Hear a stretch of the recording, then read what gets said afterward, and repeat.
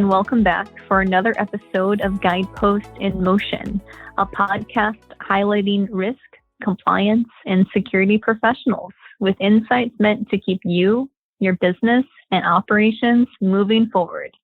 My name is Angela Osborne, and I am the Associate Vice President of Risk and Emergency Management Solutions at Guidepost Solutions.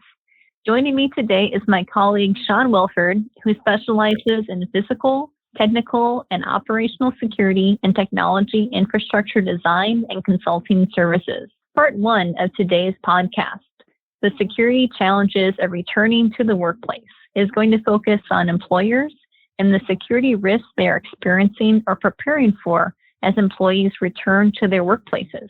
Before we get started, Sean, can you tell us all a little bit about yourself? Thanks, Angela.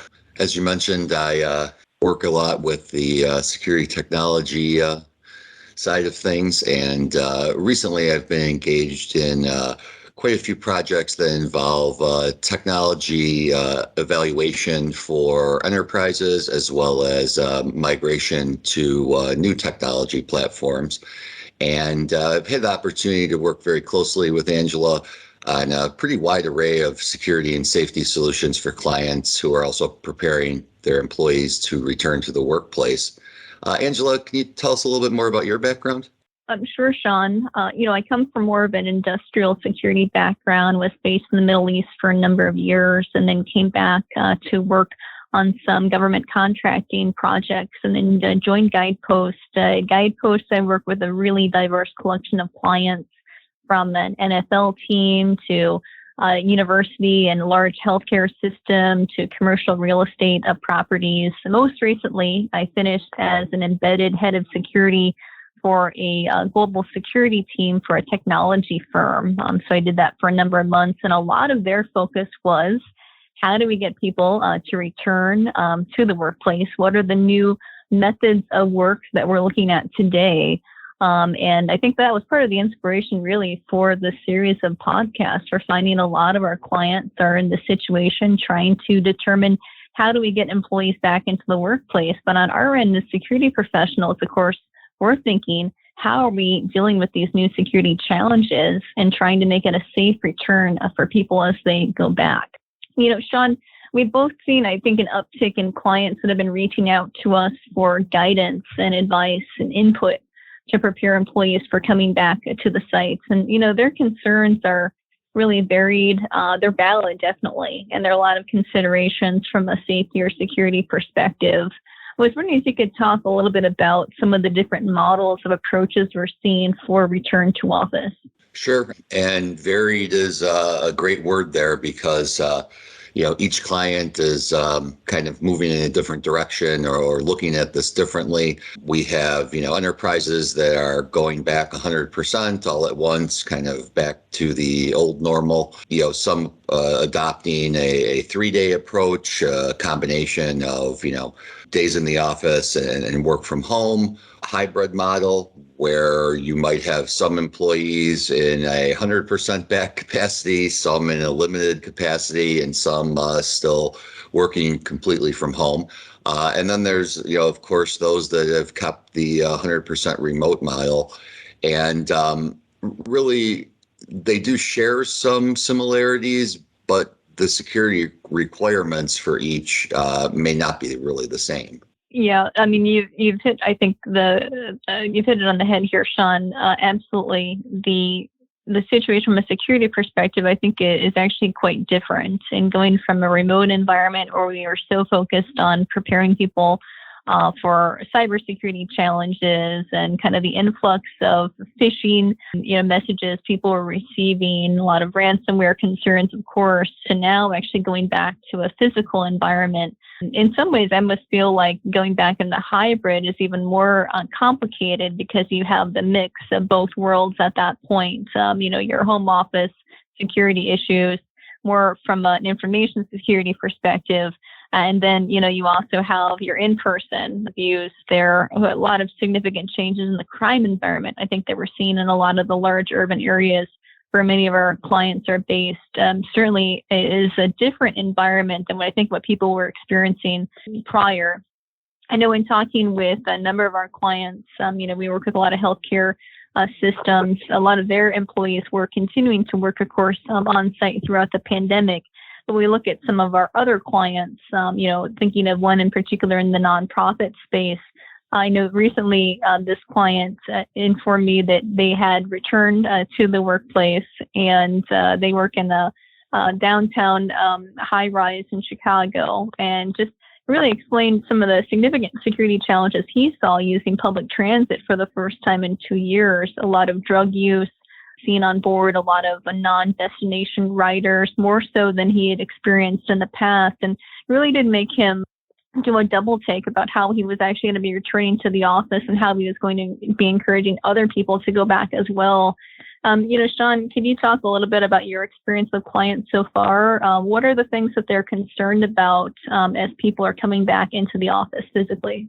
Well, with such a long break in, kind of that day-to-day office life, simply who should still be there and who should not be there. I have a client that had an employee who mentioned he had actually retired during the out-of-office period of the pandemic, and he had since returned as a consultant, and none of his colleagues really knew that he had retired and or come back.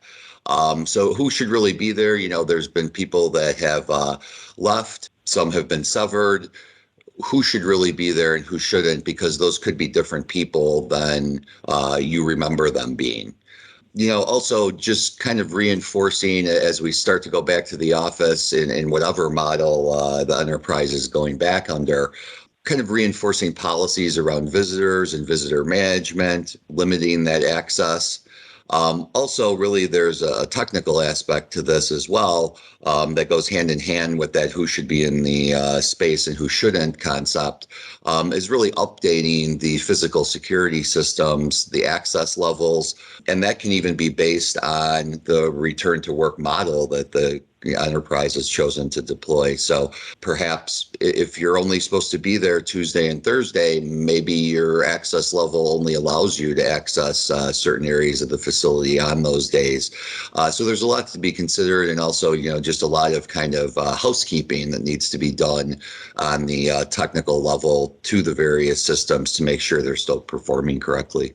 Well, some interesting insights there, Sean, especially about people returning to the office who you might not be familiar with. I know for a lot of our clients, they had, some turnover take place during the pandemic. Also had a lot of new joiners coming on board. And of course, we're in, I think, intern season for the summer sessions. With the hoteling model too, you're likely in an area where you might not be familiar with everyone coming into your space, between the interns and the new joiners, and just being out of the loop, not being physically present. I can definitely see a situation where people are coming on site where you just might not know who they are by the look of them. Sometimes people come in on the property, you're dressed the right way, you look like you're in the right spot. If you're an organization that particularly doesn't have ID badges, for instance, you might not be able to identify who really shouldn't be on the property. Sean, are you seeing any companies use specific technology tools to combat this type of situation? Yes, and what I've seen is kind of a new application of an existing tool or technology some enterprises are turning to. With the varied work schedules and hoteling situations and, moving workspaces and things like that. I've seen a few enterprises utilize their visitor management system in kind of a new way where instead of just using the visitor management system to manage, visitors to the property, they're using it as kind of a flexible way to issue credentials for the access control system. So if an employee is only intermittently coming into the office, perhaps rather than going into the access control database to create a new access level or new parameters around that particular employee and when they should or shouldn't be on site, utilizing the visitor management system to issue a temporary credential for that kind of intermittent visitor or employee. It's a bit more flexible and kind of a new application of an existing technology.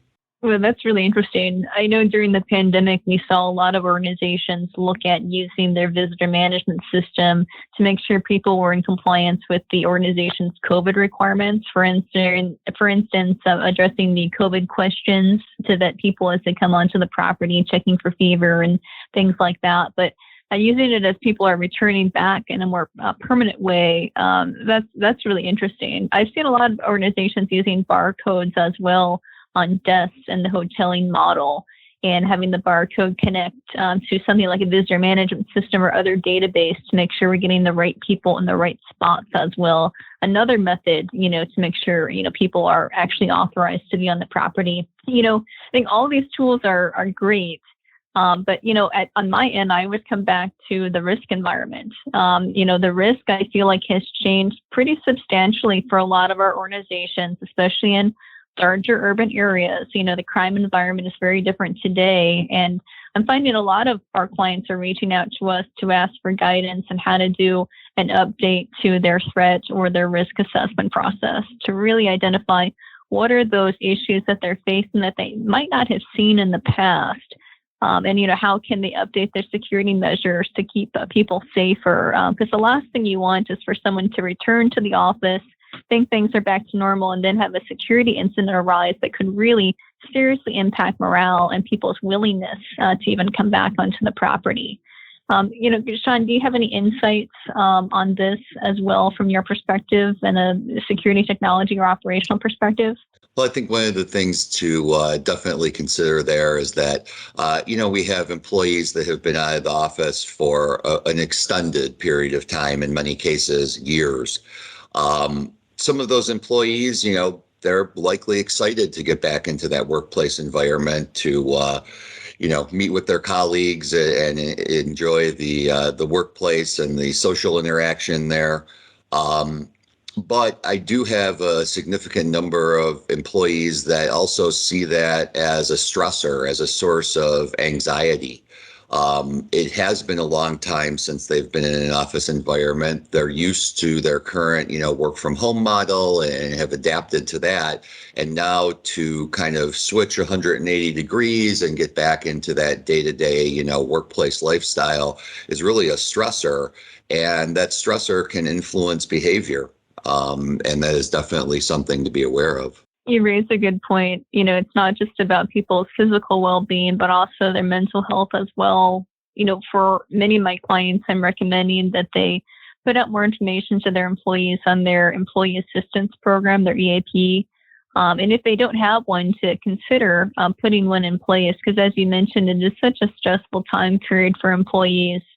We're also recommending, taking a flexible approach wherever possible, and to really think about how employees are getting into the workplace, which is going to be, I think, our follow-on podcast, really delving into the security in transit applications here. But I think overall, what we've seen is the leveraging of different security technology systems to help with the transition, such as the visitor management system, a review of the threat environment that the organization is facing in physical buildings, and also just greater outreach to employees. I think another great opportunity here as well is to retrain people on emergency management. There could be things that have changed within the building over time. For instance, maybe there's been some retrofits or renovations to the office while people have been gone. That's a good opportunity to make sure to update our evacuation plans, make sure people know where to go in the event of an emergency. With the hoteling model in particular, people might not be familiar with where the exits are, where they're located, or if there are any specific knowledge they need to have for emergency management, such as where first aid equipment is located, where AEDs are at as well. I think it's a great opportunity to review all of this content with employees, and also consider refresher training as well for physical security measures, just awareness for people as far as what to do in the event of a security emergency on site. But certainly, we're heading into, quite a lot of different weather events. I feel like this summer, a great chance for employees to get up-to-date information about emergency management and what to do on the property in the event that there is a challenge overall. Sean, did you have anything else that you wanted to add today? Angela, I think you've kind of touched on it, and we will expand more on it in part two. But there are a lot of environmental stressors right now. Gas prices, uptick in crime, especially carjackings, and issues on public transportation. This really needs to be looked at holistically, because not only do we have the stress of returning to the office, we have the stress and real danger in some cases of transiting to and from the office, as well as tying into ancillary spaces that relate to transport, such as, whether that's public transportation and then getting from that transportation hub to the office. That might be the parking structure for the employees, and how that's secured and if it's secured. And again, kind of some retraining or reminders, updates as to some of those security measures and what they're there to do and what they're there not to do, or what they won't do, just to level set the employee's expectation of how they're being protected and what those protections offered. Some great reminders there, Sean, and it is a great lead-in as an introduction for our next podcast. Will be coming up in part two of our security challenges returning to the workplace. I wanted to thank our audience today for listening in. For more information on security and safety solutions for returning to the office, please visit our website at guidepostsolutions.com, where you will find some more solutions to keep you, your business, and your operations moving forward. Thanks again.